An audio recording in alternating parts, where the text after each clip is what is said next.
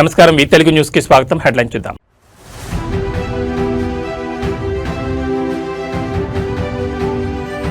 చూస్ speed చూస్ AP రక్షణ రంగ hub గా ఆంధ్రప్రదేశ్ సీఎం చంద్రబాబు ధీమా.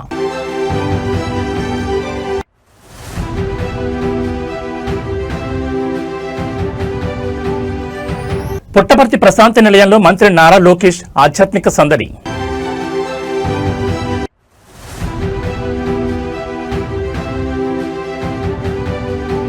బండి భగీరథ్ కేసులో బాధితురాలి తల్లి సంచలన ప్రకటన.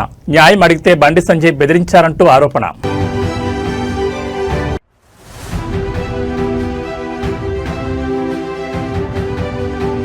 తొంభై శాతం పూర్తయినా ఎందుకు ప్రారంభించారు? రాజకీయ కక్షతోనే ఆలస్యమని కేటీఆర్ ధ్వజం. రాయలసీమలో నూతన చరిత్రకు శ్రీకారం చుట్టారు ముఖ్యమంత్రి చంద్రబాబు నాయుడు మరియు కేంద్ర రక్షణ శాఖ మంత్రి రాజ్నాథ్ సింగ్. పుట్టపర్తి వేదికగా రక్షణ రంగానికి సంబంధించి అత్యంత కీలకమైన advanced medium combat aircraft ప్రాజెక్టుకు శంకుస్థాపన చేశారు. అత్యాధునిక యుద్ధ విమానాల తయారీ కేంద్రంగా పుట్టపర్తి రూపుదిద్దుకోబోతోంది. శ్రీ సత్యసాయి జిల్లా పుట్టపర్తిలో దేశ రక్షణ రంగాన్ని బలోపేతం చేసే దిశగా ఒక భారీ అడుగు పడింది. 5వ తరం యుద్ధ విమానాల తయారీకి సంబంధించి ఏఎంసీఏ ప్రాజెక్టు రాయలసీమ పారిశ్రామిక అభివృద్ధిలో కీలక పాత్ర పోషించనుంది. ముఖ్యమంత్రి చంద్రబాబు, కేంద్ర మంత్రి రాజ్నాథ్ సింగ్ సంయుక్తంగా ఈ ప్రాజెక్టుకు శంకుస్థాపన చేశారు. ఈ కార్యక్రమంలో విద్యాశాఖ మంత్రి నారా లోకేష్, పరిశ్రమల శాఖ మంత్రి టీజీ భరత్, కేంద్ర పౌర విమానయాన శాఖ మంత్రి రామ్మోహన్ నాయుడు మరియు బీజేపీ రాష్ట్ర అధ్యక్షుడు మాధవ్ పాల్గొన్నారు. ఈ ప్రాజెక్టు ద్వారా రాయలసీమ యువతకు పెద్ద ఎత్తున సాంకేతిక రంగంలో ఉద్యోగ ఉపాధి అవకాశాలు లభించనున్నాయి. రక్షణ రంగంలో ఆంధ్రప్రదేశ్ ఒక కీలక హబ్ గా మారబోతోందని ఈ సందర్భంగా ముఖ్యమంత్రి ఆశాభావం వ్యక్తం చేశారు. చూస్ స్పీడ్ చూస్ ఏపీ నినాదంతో ప్రభుత్వం పెట్టుబడులను ఆకర్షిస్తున్న తీరుకు ఈ ప్రాజెక్టు ఒక నిదర్శనమని మంత్రులు పేర్కొన్నారు. పుట్టపర్తి విమానాశ్రయం సాక్షిగా జరిగిన శంకుస్థాపన కార్యక్రమంతో రాయలసీమ అభివృద్ధి కొత్త పుంతలు తొక్కనుంది.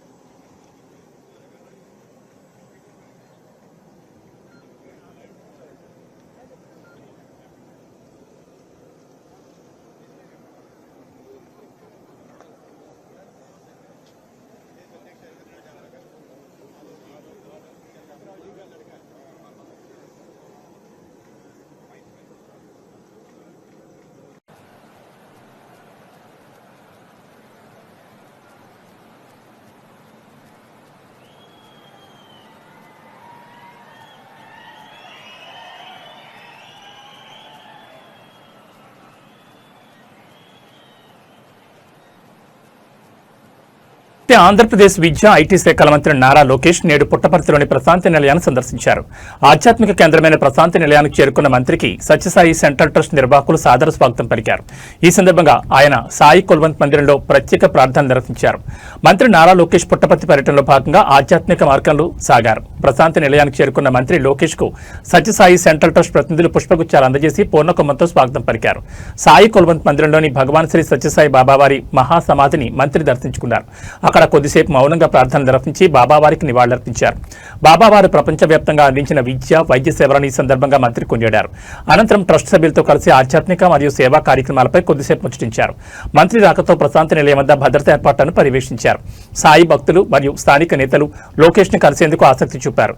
బాబావారి ఆశీస్సులతో రాష్ట్రం సుభిక్షంగా ఉండాలని, విద్యారంగంలో మరిన్ని మార్పులు తీసుకురావాలని కోరుకున్నట్లు మంత్రి శ్రేణులు పేర్కొంటున్నాయి.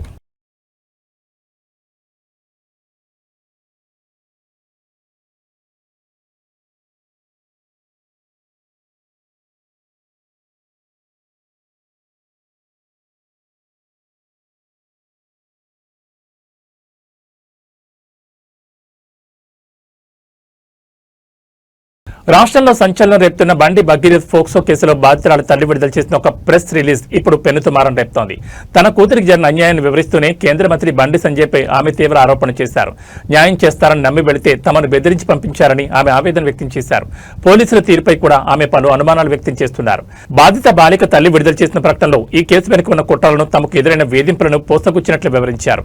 2025లో పరిచయమైన భగీరథ్ తన కూతురిని మానసికంగా లోబర్చుకున్నాడని, డిసెంబర్ 31న బలవంతంగా మద్యం తాగించి ఒకసారి మరోసారి అపార్ట్మెంట్లో లైంగిక దాడికి పాల్పడ్డాడని బాధితురాలు తన తల్లికి వివరించినట్లు ఆమె పేర్కొన్నారు. ఏప్రిల్ 23న సంగప్ప అనే వ్యక్తి ద్వారా బండి సంజయ్ను కలిశామని, కానీ ఆయన తమకు న్యాయం చేయాల్సింది పోయి దారుణంగా మాట్లాడి బెదిరించారని ఆమె ఆరోపించారు. మే 8న పేట్ బషీర్బాద్ స్టేషన్కి వెళ్తే పోలీసులు గంటల తరబడి వెయిట్ చేయించారని, ఎన్నోసార్లు బతిమిలాడాక ఫిర్యాదు తీసుకున్నారని తెలిపారు. తొలుత భగీరథ్కు బెయిల్ వచ్చేలా సెక్షన్లు పెట్టిన స్టేట్మెంట్ రికార్డ్ అయ్యాక సెక్షన్లు మార్చారని ఆమె వివరించారు.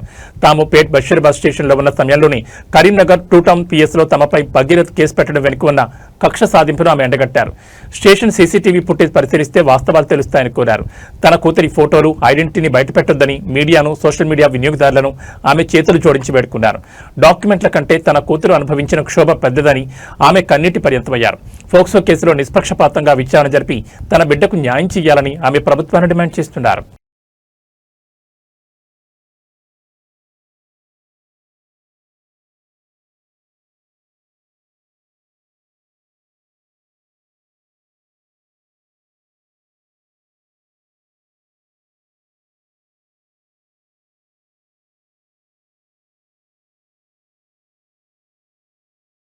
బీఆర్ఎస్ వర్కింగ్ ప్రెసిడెంట్ కేటీఆర్ నేడు ఎర్రగడ్డలో పర్యటించారు. గత ప్రభుత్వ హయాంలో ప్రతిష్టాత్మకంగా ప్రారంభించిన టీఐఎంఎస్ ఆసుపత్రి నిర్మాణ పనులను బీఆర్ఎస్ వర్కింగ్ ప్రెసిడెంట్ కేటీఆర్ నేడు ఎర్రగడ్డలో పర్యటించారు. గత ప్రభుత్వ హయాంలో ప్రతిష్టాత్మకంగా ప్రారంభించిన టిమ్స్ ఆసుపత్రి నిర్మాణ పనులను ఆయన క్షేత్రస్థాయిలో పరిశీలించారు. అనంతరం మీడియాతో మాట్లాడిన ఆయన ఆసుపత్రి పనుల జాప్యంపై ప్రస్తుత ప్రభుత్వంపై విమర్శలు గుప్పించారు. హైదరాబాద్ నలుమూలలా సూపర్ స్పెషాలిటీ వైద్యం అందించాలనే లక్ష్యంతో గత ప్రభుత్వం చేపట్టిన టిమ్స్ ప్రాజెక్టుల పురోగతిని కేటీఆర్ అడిగి తెలుసుకున్నారు.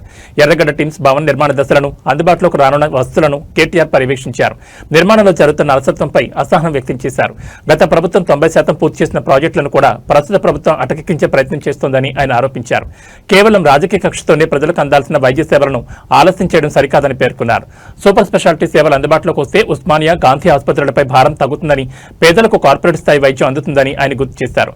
యుద్ధ ప్రాతిపదికన నిధులు విడుదల చేసి టిమ్స్ ఆసుపత్రులను త్వరగా ప్రారంభించి ప్రజలకు అంకితం చేయాలని కేటీఆర్ డిమాండ్ చేశారు. ఈ పర్యటనలో కేటీఆర్ తో పాటు పలువురు మాజీ మంత్రులు, బీఆర్ఎస్ నాయకులు పాల్గొన్నారు.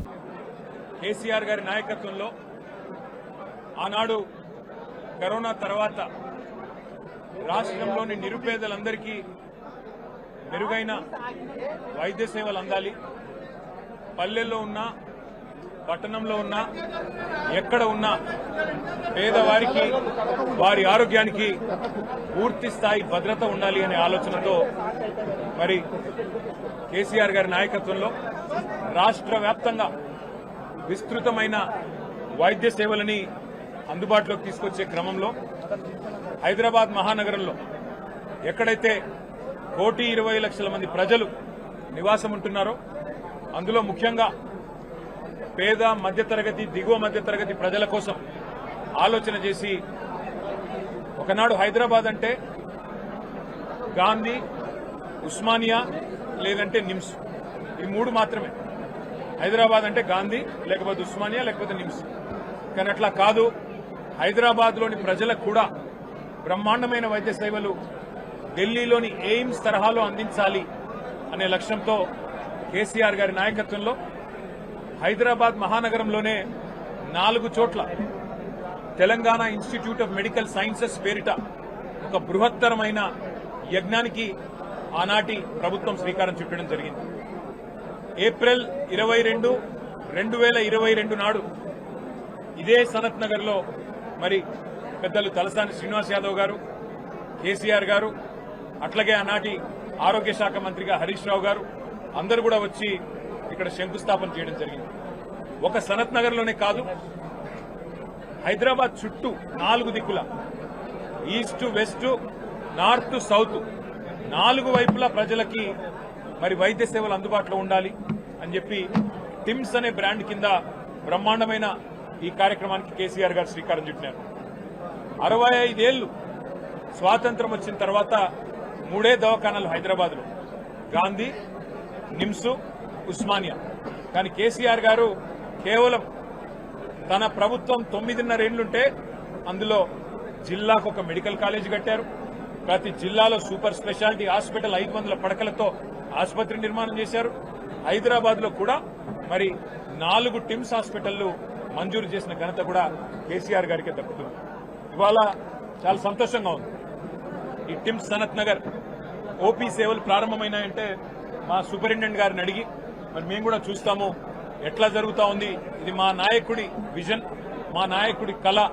హైదరాబాద్ లో మెరుగైన వైద్య సేవలు అందించాలనేది 350 బస్తీ దవాఖానాలు పెట్టాము, ప్రైమరీ డిస్పెన్సరీ కేంద్రాలు. అట్లాగే అద్భుతమైన సేవలు అందించడానికి టిమ్స్ పెట్టాము.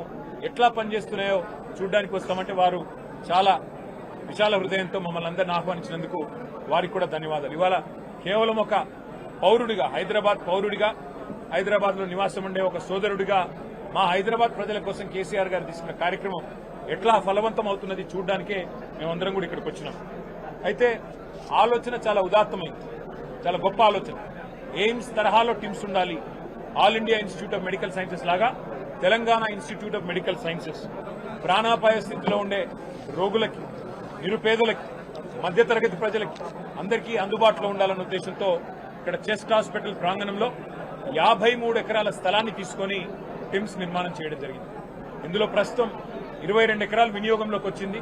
చాలా అత్యాధునికంగా ఇక్కడికి వచ్చి చూస్తే ఏ కార్పొరేట్ హాస్పిటల్ ని కూడా తలదన్నే విధంగా ఈ రాష్ట్రంలో ఉన్న పెద్ద పెద్ద కార్పొరేట్ హాస్పిటల్స్ కి ధీటుగా ఇవాళ ఈ అద్భుతమైన హాస్పిటల్ కు శ్రీకారం చుట్టినందుకు పెద్దలు కేసీఆర్ గారికి మేమందరం కూడా హైదరాబాద్ ప్రజల తరఫున హృదయపూర్వకంగా శిరస్సు వంచి వారికి ధన్యవాదాలు తెలియజేస్తా ఉన్నాం. ఇవాళ సనత్ నగర్ టిమ్స్ చూస్తుంటే నాకు ఒకటే గుర్తొస్తున్నది. ఒకనాడు సినిమాల్లో పాటలు రాసినారు, నేను రాను బిడ్డో సర్కార్ దవాఖానకని. కానీ ఇవాళ నేను సర్కార్ దవాఖానకే పోతా, నాకు ప్రైవేట్ హాస్పిటల్ వద్దు అనే స్థాయిలో నిర్మాణం చేసిన ఇంజనీర్లకు, ఇక్కడ పనిచేస్తున్న డాక్టర్లకు, ఇక్కడ పనిచేస్తున్న ఇతర సిబ్బందికి కూడా నేను సల్యూట్ చేస్తా ఉన్నాను. అట్లాగే ఇక్కడ మీ అందరూ కూడా గమనించాల్సింది, కేసీఆర్ గారి నాయకత్వంలో మరొక వైపు ఇక్కడ హైదరాబాద్ లో 4 టిమ్స్, వరంగల్లో కూడా అత్యాధునికంగా తెలంగాణలోనే అతి పెద్దదైన హాస్పిటల్ 2000 పడకలతోని అక్కడ కూడా ఎంజీఎం హాస్పిటల్ పూర్తి స్థాయిలో ఆధునికంగా నిర్మాణం చేశాం. అట్లాగే మరి నిమ్స్ హాస్పిటల్ కూడా ఎక్స్పాండ్ చేసి 2000 పడకలతో నిమ్స్ కూడా ఎక్స్పాన్షన్ జరుగుతూ ఉంది. చాలా చాలా సంతోషం. వాళ్ళు ఇక్కడికి వచ్చినాక చూస్తే ఎంత అద్భుతంగా ఉంది ఇక్కడ వ్యవస్థ అంటే మీకు చెప్పాలి. 3 బ్లాకులుగా ఉంది ఇక్కడ. మరి మొత్తం 1000 పడకలు, 1000 బెడెడ్ హాస్పిటల్ ఇది. ఈ 1000 బెడెడ్ హాస్పిటల్లో 300 ఐసీయూ బెడ్స్ ఉన్నాయి, 3 బ్లాక్స్ ఉన్నాయి. కేసీఆర్ గారి విజన్ ఎంత గొప్పది అంటే, మా ఇల్లు నందినగర్ లో ఉంటుంది. ఆ నందినగర్ ఇల్లు పక్కనే బసవతారకం క్యాన్సర్ హాస్పిటల్ ఉంటుంది. కేసీఆర్ గారు రోజు వచ్చేటప్పుడు పోయేటప్పుడు చూసేది, ముఖ్యమంత్రి కాకముందు. అక్కడ మొత్తం రోగులకు సంబంధించిన అటెండెంట్స్ అందరూ రోడ్డు మీద నించొని ఉంటారు, రోడ్డు మీద పడుకొని ఉంటారు ఆ ఫుట్పాత్ల మీద. అది చూసిన తర్వాత ఈ టిమ్స్ హాస్పిటల్ కట్టేటప్పుడు కేసీఆర్ గారు ఆలోచించి ఆ వచ్చిపోయే అటెండెంట్స్ కోసం కూడా ఒక ధర్మశాల కట్టాలని చెప్పి ఇక్కడ బ్లాక్ కట్టారు. ఇవాళ 200 మంది అటెండెంట్స్ కోసం ఒక ధర్మశాల కూడా పూర్తి ఆధునికంగా 200 పడకలతో వారి కోసం కూడా ఇవాళ ఇక్కడ నిర్మాణం చేయడం జరిగింది. 1200 కోట్ల రూపాయలతో ఈ నిర్మాణం నిజానికి కేసీఆర్ గారి ప్రభుత్వం ఉంటే 2 ఏళ్ల కిందనే అయిపోయేది. కానీ ఎక్కడ మాకు మంచి పేరు వస్తుందేమో అని చెప్పి కావాలని గుంజి ఇప్పటికీ మొత్తానికి సనత్ నగర్ ఈ షేప్కి వచ్చింది. కానీ నేను ప్రభుత్వాన్ని రిక్వెస్ట్ చేస్తా ఉన్నాను, 1200 కోట్లు అట్లాగే ప్రతి టిమ్స్ హాస్పిటల్ ఇవాళ ఒక్కొక్క టిమ్స్ హాస్పిటల్లో ఇక్కడ సనత్ నగర్ చూసినట్టయితే 16 ఆపరేషన్ థియేటర్లు ఉన్నాయి, 300 ఐసీయూ బెడ్స్ ఉన్నాయి. అట్లాగే బ్రహ్మాండమైన క్యాత్ ల్యాబ్స్, బ్రహ్మాండమైన రేడియాలజీ, ఎంఆర్ఐ, సిటీ, ఎక్స్రేలు, అన్ని రకాల మరి ఫెసిలిటీస్ ఇక్కడ ఉన్నాయి.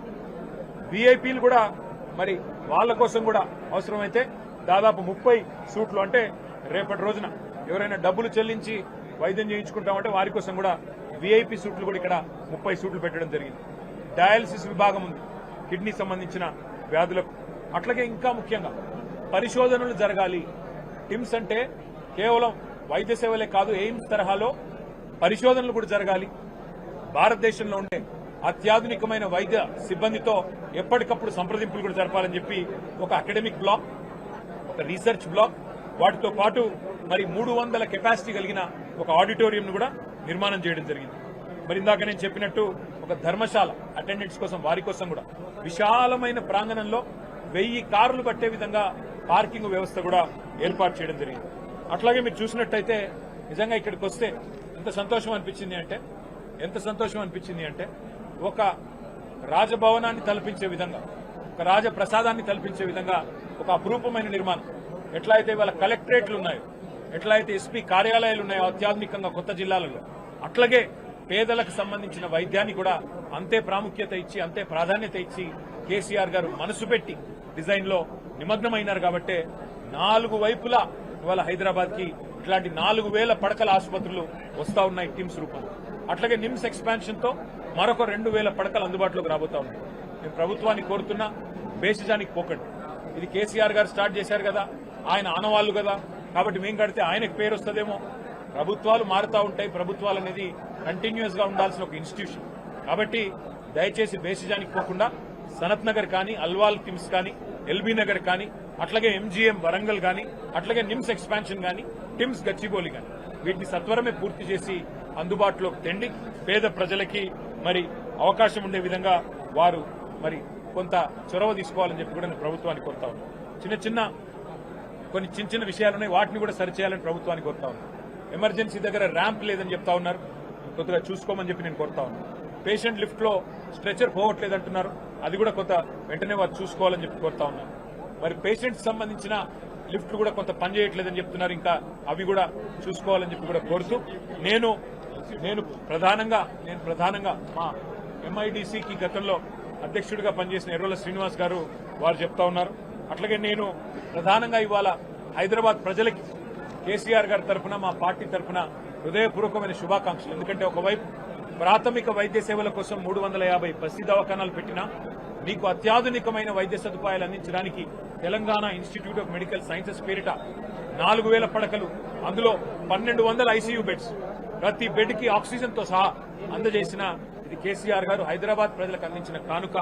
మీకోసం ఏర్పాటు చేసిన ఈ సౌలతును పూర్తి స్థాయిలో మీరు వినియోగించుకోవాలని, దీన్ని పూర్తి స్థాయిలో తొందరలోనే అందుబాటులోకి తెస్తామని చెప్పి కూడా తెలియజేస్తూ ప్రభుత్వం మిగతా నిర్మాణాలు కూడా వెంటనే పూర్తి చేయాలని చెప్పి కూడా కోరుతూ మరి మీ అందరికీ ఇక్కడికి విచ్చేసిన పత్రికా మిత్రులకు, మిగతా మా కార్యకర్తలకు, సోదరులకు, నాయకులకు, మాజీ ఎమ్మెల్యేలకు పేరు పేరున అందరికీ హృదయపూర్వకంగా ధన్యవాదాలు, నమస్కారం.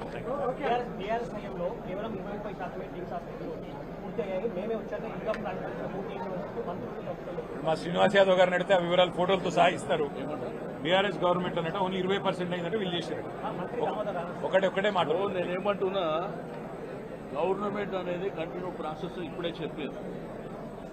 దీనికి ఒక రూపకల్పన చేసింది కేసీఆర్ గారు. ఎందుకంటే భారతదేశ చిత్రపటంలో తెలంగాణ రాష్ట్రాన్ని పెట్టింది కేసీఆర్ గారు. కాబట్టి వారికి ఉన్నటువంటి డ్రీమ్, ప్రజలు కానివ్వండి, పేద ప్రజలు కానివ్వండి, మరి ప్రధానంగా ఆరోగ్యపరమైనటువంటి సమస్యల విషయంలో ఆయనకు ఒక ఆలోచన ఉంది. కాబట్టి జిల్లాకు ఒక మెడికల్ కాలేజ్ అని చెప్పి, ఇప్పుడు ఇంతకుముందు స్వాతంత్రం వచ్చినప్పటి నుంచి హైదరాబాద్ ఉంది కదా, మరి ఆ రోజు నిజాం తెచ్చినటువంటి 3 హాస్పిటల్లే కదా, గాంధీ, నిమ్స్, ఉస్మానియా, అది నిజాం కట్టినటువంటి. తర్వాత వచ్చిన ప్రభుత్వాలు ఏది చేయలేదు కదా. కేసీఆర్ గారు తెలంగాణ పట్ల, తెలంగాణ ప్రజల పట్ల వారికి కన్సర్న్ ఉంది, వారికి ప్రేమ ఉన్నది. నా ప్రజలు ఆరోగ్యపరమైనటువంటి సమస్యలు, ఆర్థిక ఇబ్బందులు ఉండద్దన్న ఉద్దేశంతో చేసింది. ఇది మేము 1200 కోట్ల రూపాయలతోని ఆ రోజు అల్వాల్లో కానీ, ఇక్కడ కానీ, ఎల్బీ నగర్ కానీ 50% అప్పుడే కంప్లీట్ అయింది కదా. దీంట్లో కొత్తగా ఈ గవర్నమెంట్ ఏమన్నా సపరేట్గా తెచ్చిపెట్టింది ఏం లేదు కదా. కాబట్టి ఈ పనికిరాని పనికిరాని విషయాలు ప్రభుత్వం మర్చిపోయి, మీరు ప్రభుత్వంలో వచ్చి మీకు బాధ్యత ఉన్నది. తప్పకుండా మీరు అల్టిమేట్గా ఏది చేసినా కానీ కేసీఆర్ గారు చేసిందే తప్ప మీరు చేసింది కూడా ఏమీ లేదు, అది గుర్తుపెట్టుకోండి. Thank you.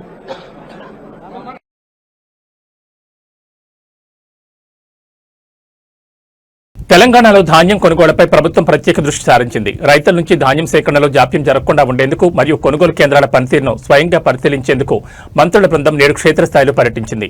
మంత్రులు ఉత్తమ్ కుమార్ రెడ్డి, కోమటిరెడ్డి వెంకటరెడ్డి, అడ్లూరు లక్ష్మణ్ కలిసి దాదాపు 60 వాహనాల భారీ కాన్వాయ్తో కొనుగోలు కేంద్రాలను సందర్శించడం ఇప్పుడు చర్చనీయాంశంగా మారింది. రాష్ట్ర వ్యాప్తంగా వడ్ల కొనుగోలు ముమ్మరంగా సాగుతున్న నేపథ్యంలో రైతులకు ఎదురవుతున్న ఇబ్బందులను తెలుసుకునేందుకు మంత్రులు పర్యటించారు.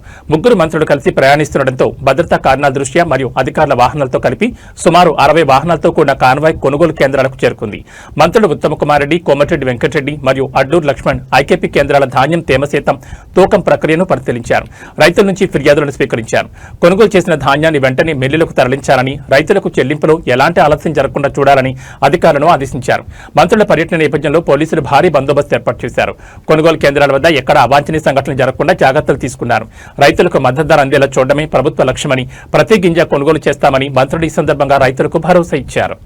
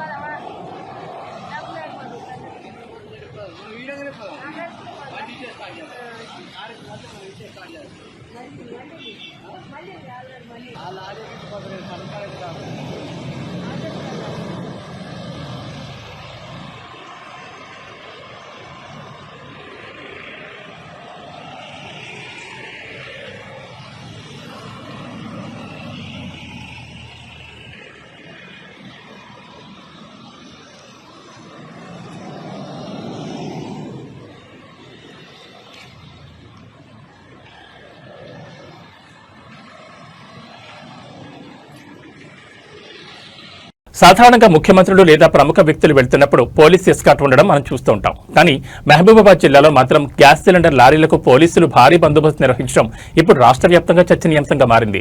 గ్యాస్ సిలిండర్లు లూటీ అవుతాయేమోనన్న భయంతో ఏకంగా పోలీస్ జీపుల మధ్య గ్యాస్ సరఫరా చేయాల్సిన పరిస్థితి ఏర్పడింది. మహబూబాబాద్ జిల్లా దంతాలపల్లి మండలం పెద్ద ముప్పారం గ్రామంలో ఈ అసాధారణ దృశ్యం కనిపించింది. గ్యాస్ సిలిండర్లను తరలిస్తున్న వాహనానికి 2 ఎస్ఐల పర్యవేక్షణలో భారీ భద్రతను ఏర్పాటు చేశారు. పోలీస్ వాహనాలు ముందు వెనుక పైలట్ చేస్తున్నట్లుగా సిలిండర్ల లారీని అనుసరించాయి. గతంలో గ్యాస్ సిలిండర్ల పంపిణీ సమయంలో ఎగబడిన జనం లూటీకి పాల్పడే అవకాశం ఉందని అధికారులు భావించారు. ఈ క్రమంలో ఎలాంటి గొడవలు జరగకుండా శాంతి భద్రతల సమస్య తలెత్తకుండా ఉండేందుకు ఈ నిర్ణయం తీసుకున్నారు. పంపిణీ ప్రక్రియ సజావుగా సాగేలా గ్రామాల్లో కూడా పోలీసులు మోహరించారు. నిత్యావసర వస్తువుల సరఫరాకు ఈ స్థాయిలో భద్రత కల్పించడం చూసి స్థానికులు ఆశ్చర్యపోతున్నారు. పోలీసు జీపుల మధ్య గ్యాస్ లారీ వెళుతున్న వీడియోలు ప్రస్తుతం సోషల్ మీడియాలో వైరల్ అవుతున్నాయి. గ్యాస్ కోసం జనం ఏ స్థాయిలో ఇబ్బంది పడుతున్నారు, అలాగే లోటీ భయం అధికారులను ఏ విధంగా ఉరుకులు పెట్టిస్తుందో ఈ ఘటనకు అర్థం పడుతోంది.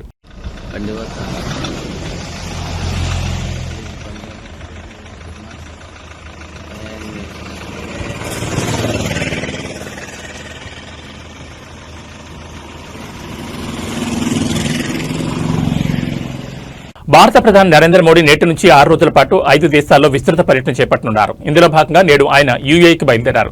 గత 12 ఏళ్లలో ప్రధాని మోడీ యూఏఈని సందర్శించడం ఇది 8వ కావడం విశేషం. ఇరు దేశాల మధ్య వ్యూహాత్మక సంబంధాలను మరో మెట్టెక్కించడమే లక్ష్యంగా ఈ పర్యటన సాగనుంది. ప్రధాని మోడీ పర్యటనలో యూఏఈ అత్యంత ప్రాధాన్యత కలిగిన దేశంగా నిలిచింది. యూఏఈ పాలకులతో ప్రధాని మోడీ కీలక చర్చలు జరపనున్నారు. ముఖ్యంగా రక్షణ, ఆర్టిఫిషియల్ ఇంటెలిజెన్స్ మరియు అత్యాధునిక సాంకేతిక రంగాల్లో సహకారాన్ని పెంపొందించుకోవడంపై ఇరు దేశాలు దృష్టి సారించాయి. భారత్ యూఏఈ మధ్య ఉన్న ఆర్థిక మరియు వ్యూహాత్మక భాగస్వామ్యాన్ని మరింత బలపరిచేందుకు ఈ పర్యటన కీటురాయిగా నిలవనుంది. 6 రోజుల పాటు సాగనున్న ఈ పర్యటనలో యూఏఈతో పాటు మరో 4 దేశాలను ప్రధాని సందర్శించనున్నారు. అంతర్జాతీయ వేదికలపై భారత ప్రాబల్యాన్ని చాటడమే లక్ష్యంగా ఈ పర్యటన రూపుదిద్దుకుంది. ప్రధాని రాక సందర్భంగా యూఏఈలోని భారతీయ సంతతి వారు కనస్వాగతం పలికేందుకు సిద్ధమయ్యారు. ప్రధాని మోడీ పర్యటనతో అరేబియా దేశాలతో భారత సంబంధాలు మరింత పుంజుకుంటాయని విశ్లేషకులు భావిస్తున్నారు. Honorable Prime Minister Shri Narendra Modi is coming to UAE today. It's his 8th visit in the past 12 years to UAE. And we have seen a great transformation in the relationship between India and UAE under the leadership of Prime Minister Modi. This is reflected in the close chemistry that the leaders, His Excellency Prime Minister and the President, His Highness Sheikh Mohammed enjoys. who himself has been to India 5 times over this period. We have, over the past decade, the relationship has evolved into a comprehensive strategic partnership. UAE has emerged as a very close trade partner, as a third largest trade partner for India. Our bilateral trade has crossed $100 billion after we have signed comprehensive economic partnership agreement in 2022. The investments remain very strong. We signed the bilateral investment treaty in 2024. Today, this relationship now transcends beyond trade and investments. We are looking at new areas of technology, AI, defense, security, culture, health. Across every domain, the partnership exists. The visit of His Highness Sheikh Mohammed in January, there were identified new areas, advanced areas of technology. We had the visit of His Highness Sheikh Khalid, the Crown Prince of Abu Dhabi, in February for the AI Impact Summit. So the visit of the Honorable Prime Minister is very opportune, happening at a time when the region is going through some unprecedented times. Prime Minister has been in touch with the UAE leadership. So this is a moment when it will help and enable to express our solidarity, as also to look and review the relationship and to also pave the way for how to further deepen and strengthen the comprehensive strategic partnership between India and UAE. ఓట్లు అడిగేటప్పుడు హామీలు ఇవ్వడం, గెలిచాక ముఖం చాటేయడం కొందరు నాయకులకు అలవాటు. కానీ బీహార్లోని మోతీహారీ ప్రజలు మాత్రం ఆ ఎమ్మెల్యే తీరుపై విసిగిపోయారు. తమ సమస్యను పట్టించుకొని ఎమ్మెల్యేకు చెత్తతోనే బుద్ధి చెప్పారు. ట్రాక్టర్లతో చెత్తను తెచ్చి ఏకంగా ఎమ్మెల్యే ఇంటి ముందే పారబోసి తమ నిరసనను వినూత్నంగా చాటారు. బీహార్ రాష్ట్రం మోతీహారీ నియోజకవర్గ బీజేపీ ఎమ్మెల్యే ప్రమోద్ కుమార్ నివాసం వద్ద ఈ హైడ్రామా చోటు చేసుకుంది.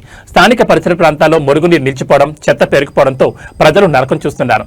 దీన్ని శుభ్రం చేయించాలని ఎంతో కాలంగా ఎమ్మెల్యే చుట్టూ తిరుగుతున్నారు. సమస్యను పరిష్కరిస్తారని మాట ఇచ్చిన ఎమ్మెల్యే ఆ తర్వాత అటువైపు చూడడం మానేశారు. ప్రజలు అడిగిన ప్రతిసారి షాకులు చెప్తూ తప్పించుకుని తిరగడం మొదలుపెట్టారు. ఎమ్మెల్యే తీరుతో విసిగిపోయిన స్థానికులు ఒక నిర్ణయానికి వచ్చారు. తమ ఇళ్ల ముందు పేరుకుపోయిన చెత్తనంతటిని ట్రాక్టర్లలో సేకరించి నేరుగా ఎమ్మెల్యే ఇంటికి తరలించారు. ఎమ్మెల్యే ఇంటి గేటు బయట ఆ చెత్తనంతటిని కుమ్మరించి తమ నిరసన తెలిపారు. మేం పడుతున్న బాధ ఇప్పుడు మీకు తెలియాలి అంటూ నినాదాలు చేశారు. ఈ ఘటనతో అవాక్కైన ఎమ్మెల్యే అనుచరులు, పోలీసులు వారిని అడ్డుకునే ప్రయత్నం చేశారు. ప్రజాప్రతినిధులు ఇచ్చిన మాట నిలబెట్టుకోకపోతే ప్రజలు ఎలా తిరగబడతారో చెప్పడానికి మోతీహారీ నియోజకవర్గంలో జరిగిన ఈ ఘటనే నిదర్శనంగా కనిపిస్తోంది.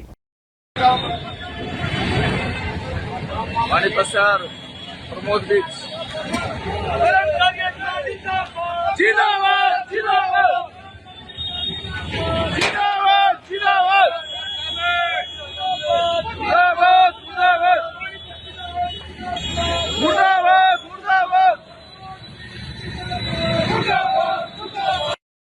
మీరు వాహనాల డిక్కీలో నగదు పెడుతున్నారా? అయితే ఈ వార్త మీకోసమే. కర్ణాటకలోని కోలార్ జిల్లా బేతమంగళలో దొంగలు రెప్పపాట్లో తమ చేతిబాటాను ప్రదర్శించారు. బైక్ డిక్కీలో ఉంచిన డబ్బును బాధితులు చూస్తుండగానే ఏమార్చి ఎలా ఎత్తుకెళ్లారో చూస్తే మీరే షాక్ అవుతారు. కోలార్ జిల్లా బేతమంగళ పట్టణంలో ఈ చోరీ కలకలం రేపింది. బాధితుడు బ్యాంకు నుంచి నగదు విత్డ్రా చేసుకుని దాన్ని తన బైక్ డిక్కీలో భద్రపరుచుకున్నాడు. ఇది గమనించిన దొంగలు అతన్ని అనుసరించారు. బాధితుడు బైక్ ఆపి పక్కకు వెళ్లిన కొద్దిసేపటికే దొంగలు అత్యంత వేగంగా డిక్కీని తెరిచి నగదు ఉన్న బ్యాగ్ను తీసుకుని పరారయ్యారు. ఈ మొత్తం తతంగాన్ని గమనిస్తే వారు ఎంత పక్కా ప్లాన్తో వచ్చారో అర్థమవుతోంది. దొంగతనానికి సంబంధించిన దృశ్యాలు సమీపంలోని సీసీటీవీ కెమెరాలో రికార్డ్ అయ్యాయి. బాధితుడి ఫిర్యాదు మేరకు బేతమంగళ పోలీసులు కేసు నమోదు చేసి దర్యాప్తు చేపట్టారు. సీసీటీవీ ఫుటేజ్ ఆధారంగా నిందితుల కోసం గాలిస్తున్నారు. పబ్లిక్ ప్లేసులలో వాహనాల డిక్కీల్లో నగదులు ఉంచడం ఏమాత్రం క్షేమం కాదని, జనం అప్రమత్తంగా ఉండాలని పోలీసులు సూచిస్తున్నారు.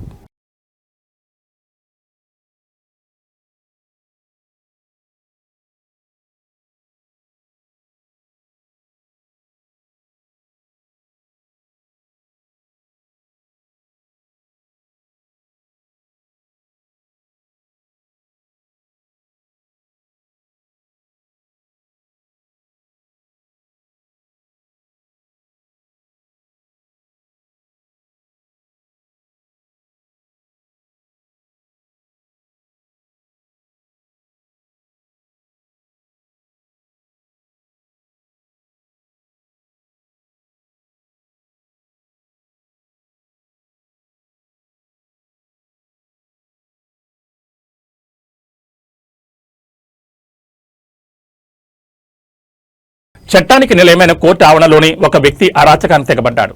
వాహనం పక్కకు తీయమని కోరినందుకు కోర్టు సిబ్బందిపై విచక్షణారహితంగా దాడికి పాల్పడిన ఘటన నిజామాబాద్ జిల్లా బోధనలో కలకలం రేపింది. ప్రభుత్వ విధుల్లో ఉన్న వ్యక్తిపై దాడి చేసిన సదరు నిందితుల తీరుపై సర్వత్రా విమర్శలు వెలువెత్తున్నాయి. బోధన కోర్టు ఆవరణలో నిజామాబాద్ నగరానికి చెందిన సర్దార్ సింగ్ అనే వ్యక్తి ఒక్కసారిగా రెచ్చిపోయాడు. కోర్టు ఆవరణలో వాహనం అడ్డంగా ఉండడంతో సిబ్బంది నరేందర్ దానిని పక్కకు తీయమని సర్దార్ సింగ్ ను కోరారు. దీనిపై ఆగ్రహంతో ఊగిపోయిన సర్దార్ సింగ్ నరేందర్పై విచక్షణ కోల్పోయి దాడికి దిగాడు. కోర్టు ప్రాంగణంలోనే సిబ్బందిపై దాడి చేస్తున్న దృశ్యాలని అక్కడి సీసీ కెమెరాలో స్పష్టంగా రికార్డయ్యాయి. బహిరంగంగానే ప్రభుత్వ ఉద్యోగిపై చేయి చేసుకోవడం చూసి అక్కడున్న వారంతా అవాక్కయ్యారు. ఈ ఘటనపై బాధితుడు నరేందర్ పోలీసులకు ఫిర్యాదు చేశారు. ప్రభుత్వ విధులకు ఆటంకం కలిగించడంతో పాటు భౌతిక దాడికి పాల్పడినందుకు సర్దార్ సింగ్ పై పోలీసులు కేసు నమోదు చేశారు. సీసీటీవీ ఫుటేజ్ను కీలక ఆధారంగా సేకరించిన పోలీసులు నిందితుని అదుపులోకి తీసుకునేందుకు విచారణను వేగవంతం చేశారు. కోర్టు ఆవరణలో ఇలాంటి ఘటన జరగడంపై న్యాయవాదులు సిబ్బంది తీవ్ర నిరసన వ్యక్తం చేస్తున్నారు. చట్టం ముందే ఇటువంటి దౌర్జన్యాలు పాల్పడితే కఠిన చర్యలు తప్పవని పోలీసులు హెచ్చరిస్తున్నారు.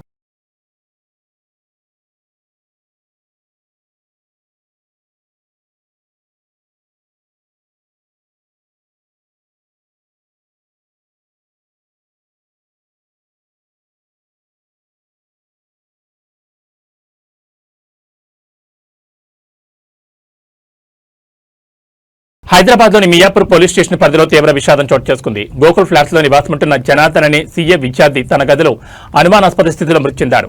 ఉరి వేసుకున్నట్లుగానే కనిపిస్తున్న ఘటనా స్థలంలో రక్తపు మచ్చలు ఉండడంతో ఈ మరణంపై పలు అనుమానాలు వ్యక్తమవుతున్నాయి.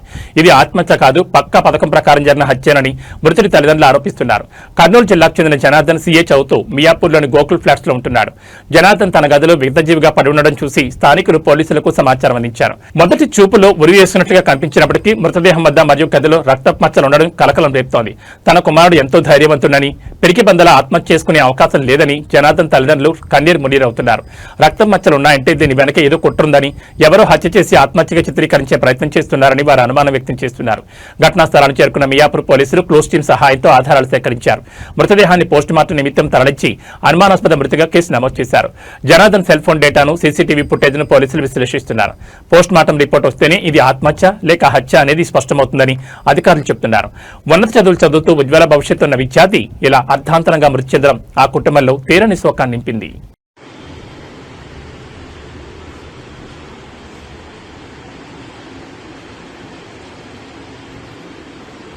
కలియుగ ప్రత్యక్ష దైవం తిరుమల శ్రీ వెంకటేశ్వర స్వామివారిని ఆంధ్రప్రదేశ్ మంత్రి కొలుసు పార్థసారథి దర్శించుకున్నారు. నేడు ఉదయం విరామ సమయంలో స్వామివారి సేవలో పాల్గొన్న ఆయనకు ఆలయ అధికారులు ఘనస్వాగతం పలికారు. దర్శనం అనంతరం వేద పండితులు ఆయనకు ఆశీర్వచనాలు అందజేశారు. మంత్రి కొలుసు పార్థసారథి కుటుంబ సమేతంగా తిరుమల చేరుకుని శ్రీవారిని దర్శించుకున్నారు. వైకుంఠం క్యూ కాంప్లెక్స్ ద్వారా ఆలయంలో ప్రవేశించిన మంత్రి శ్రీవారిని దర్శించుకుని మొక్కులు చెల్లించుకున్నారు. దర్శనం అనంతరం రంగనాయకుల మండపంలో వేద పండితులు మంత్రికి వేదాశీర్వచనం అందచేయగా ఆలయ అధికారులు శ్రీవారి చిత్రపటాన్ని తీర్థప్రసాదాలను బహుకరించారు. ఆలయం వెలుపల మీడియాతో మాట్లాడిన మంత్రి రాష్ట్రం సుభిక్షంగా ఉండాలని, వర్షాలు సమృద్ధిగా కురిసి రైతులు ఆనందంగా ఉండాలని స్వామివారిని వేడుకున్నట్టు తెలిపారు. కూటమి ప్రభుత్వం ఆధ్వర్యంలో రాష్ట్రం అభివృద్ధి పదంలో దూసుకుపోవాలని ఆకాంక్షించారు. తిరుమలలో సామాన్య భక్తులను కల్పిస్తున్న సౌకర్యాల పట్ల ఆయన సంతృప్తిని వ్యక్తం చేస్తూ టీటీడీ చేస్తున్న ఏర్పాట్లను అభినందించారు. మంత్రి పర్యటన సందర్భంగా తిరుమలలో పోలీస్ బందోబస్తు ఏర్పాటు చేశారు.